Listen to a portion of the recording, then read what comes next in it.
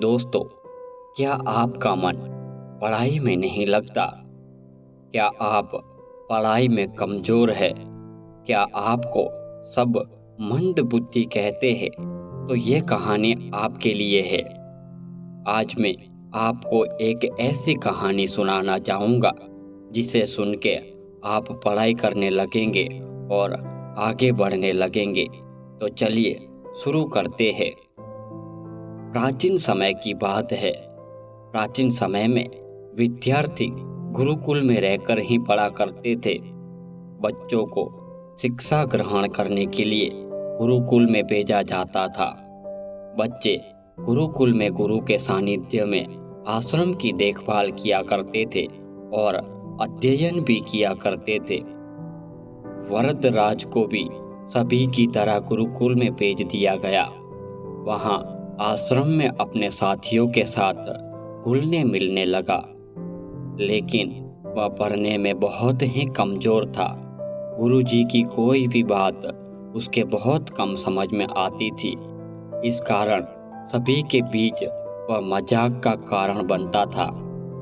उसके सारे साथी अगली कक्षा में चले गए, लेकिन वो आगे नहीं बढ़ पाया। गुरुजी ने भी आखिर हार मानकर उसे बोला, बेटा वरदराज, मैंने सारे प्रयास करके देख लिए।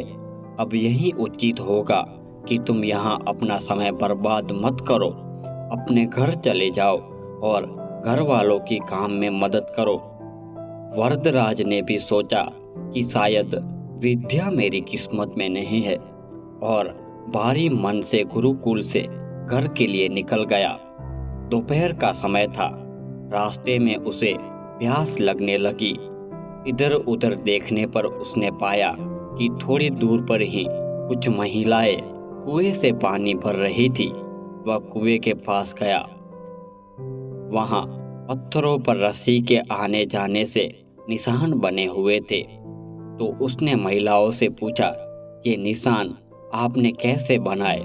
तो एक महिला ने जवाब दिया, बेटे, ये निशान हमने नहीं बनाए। ये तो पानी खींचते समय इस कोमल रस्सी के बार बार आने जाने से ठोस पत्थर पर भी ऐसे निशान बन गए हैं। वरदराज सोच में पड़ गया।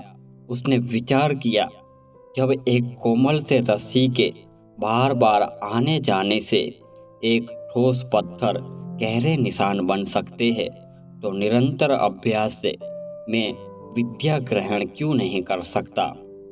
वरदराज ढेर सारे उत्साह के साथ वापस गुरुकुल आया और अथक कड़ी मेहनत की। गुरुजी ने भी खुश होकर भरपूर सहयोग किया।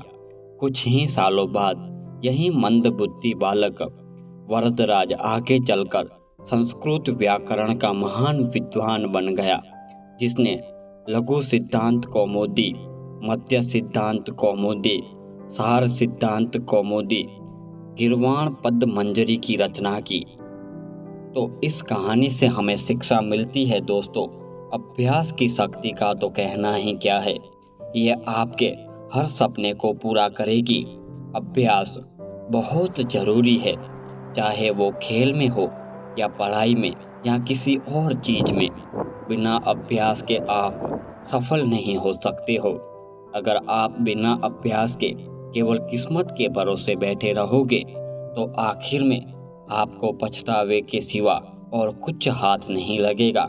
इसीलिए अभ्यास के साथ धैर्य, परिश्रम और लगन रखकर आप अपनी मंजिल को पाने के लिए जुट जाइए। तो इसी से ये कहानी समाप्त होती है। मिलते हैं अगली कहानी में। धन्यवाद।